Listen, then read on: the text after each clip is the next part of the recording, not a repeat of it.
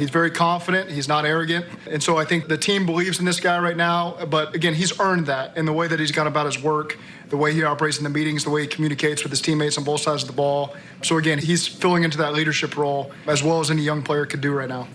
So apparently he's breathing life into the Bengals, which, it's a pretty low ceiling. You followed Andy Dalton. I mean, you eat vanilla ice cream for 9 years. A scoop of mint chocolate chip feels like you hit the Powerball. You vacation in Albuquerque for 9 years. A trip to the beach, you feel like a Kardashian. So it's a pretty low ceiling here. I don't hate Joe Burrow. I think all this talk is nonsense, and people are making this kid a target. And he's Tony Romo as a prospect. He's not Peyton Manning and Tom Brady. So let's just be clear. He's going to finish in 4th place, and the Bengals are going to have a top 7 or 8 draft pick next year. And I don't hate him, but 9 of the last 10 quarterbacks taken number 1 in the NFL, 9 of 10 had a losing record. Andrew Luck didn't, and he had to end his career early because he got the hell beat out of him. This is going to be ugly for Joe Burrow. So let's look at their schedule. I'm just going to lay it out right now. I'm not going to do a lot of this conjecture, and all you people that archive my stuff, I went and looked at the schedule this morning. So you're going to get crushed in your first 3 games against the Chargers defense, the Browns, and the Eagles. Those are just awful games for Joe Burrow with no preseason. You'll beat Jacksonville. It won't be easy, but you'll beat them at home. Then, again, brutal games at Baltimore, at Indy with that offensive line, Cleveland, Tennessee. Get a bye week. And I know you're looking at that at Washington football team game. That's one of the best defensive fronts in the NFL. If Chase Young's half of what we think with Ron Rivera, that is going to be an ugly game for Cincinnati, which has the 31st ranked offensive line, and Washington's defensive line is nasty. You got the New York Giants at home. I don't think that's necessarily a win because Joe Judge, by that time, Daniel Jones, good little player. They got skill players now. And I think by, week 8, 9, Giants will have their act together. I'm going to give you 2 more wins at Houston because I think if Deshaun Watson got hurt, the offensive line's a mess. The team may kind of bail on Bill O'Brien. I think Bill O'Brien could be in trouble if they don't win. And I think the division's better. And then Baltimore is going to sit all their starters in Week 17, or most of them. They're going to sit Lamar Jackson because they're going to have the playoffs wrapped up. And so you're going to win 2 or 3 games late in the year. Jaguars earlier. I may find another one. I think I predicted you win 4 games. Let me sleep on it. But Joe Burrow is breathing life. People think I'm a hater on this. What I am actually is a friend of Joe Burrow because I'm saying stop the hype. He's going to throw for 3,000 yards. They're going to win 3 or 4 football games.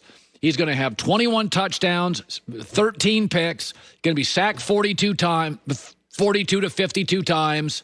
He's going to struggle. They're going to finish in 4th place. And you're all going to hammer on him, and I'm going to say, no, it's okay. That's okay. That's about what he is. I mean, see, you guys got him all, so the best college quarterback ever. I had a general manager during the draft say, I said this on Baker Mayfield. I said, Baker Mayfield's comp, he's a better Case Keenum. By the way, Baker's been in the NFL now 2 years. His record is Case Keenum. It's like a winning percentage. He's better than Case because he has a bigger arm. Joe Burrow's comp is Tony Romo. Tony Romo's a good player. You guys have his comp as Peyton Manning and Tom Brady. Stop it. It's ridiculous. It's a bad roster. It's a bad O-line.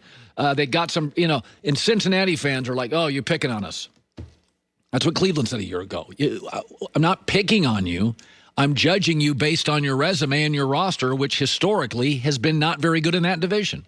It's a lot of chaos in Cincinnati. I think it's a rough sled for him. I think he's a franchise quarterback. He's going to be a nice player. He's a much better prospect than Baker Mayfield. I can make the argument he's a better prospect than Sam Darnold, who I like. He's not Andrew Luck. He's not Peyton Manning.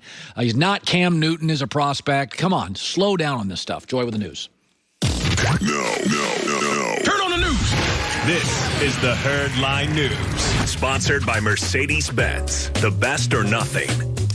Well, some slightly good news for the Rockets. They may get Russell Westbrook back for Game 5. Oh. They originally ruled him out as he's dealing with the right quad strain, but he's been upgraded to questionable. Did that just happen? Or what? Yes. Yeah, within the last couple hours. Okay. He's expected to test out his quad today, and it's going to be a game-time decision on him returning. The Blazers, however, will not be as lucky with their injured star. Damian Lillard has been ruled out for Game 5 against the Lakers with a right knee sprain. Westbrook cracks me up.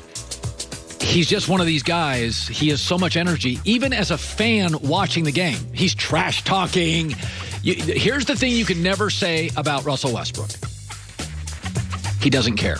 No, like, of course not. Russell Westbrook, sometimes to a fault. He loves basketball. Loves it. He's great at it. I've had my problems with him. But there are a lot of guys, like I've been critical of John Wall. I'm not always sure he loves basketball. Westbrook loves basketball. He loves to talk it. He loves to play it. He loves to. Look at this. Oh, no. Amazing. He's been unbelievable. It's so AAU. I mean, that, to me, that's what you want. I always say this. It's always a bummer when you feel like, as a fan, you care more about your team than your team does. Yeah. Nobody cares more about the Rockets than Russell Westbrook. Like, that is fantastic. He is crazy town. I think they can get it done without him. So I'd like to have him be 100% healthy for the next series. But obviously, you got to get to the next series, and the Thunder have not been a joke. But they miss his energy. They miss him. Yeah. Yes. He doesn't always help efficiency, but his energy. I mean, let's be honest. Harden doesn't have as many touches. You can sit sometimes and just let Russell do his thing. Yeah. Absolutely. So Paul George finally got things going last night. We predicted that he would. 35 points in Game 5 against the Mavs. After the game, he said that his play early in the series was impacted by mental health struggles as he was dealing with it in the bubble. The bubble got the best of me. I was just in a dark place. I really wasn't here. I checked out. So these past couple games, it was just difficult. Shout out to people that stood behind me, that was in my corner, the positivity, my teammates, my family,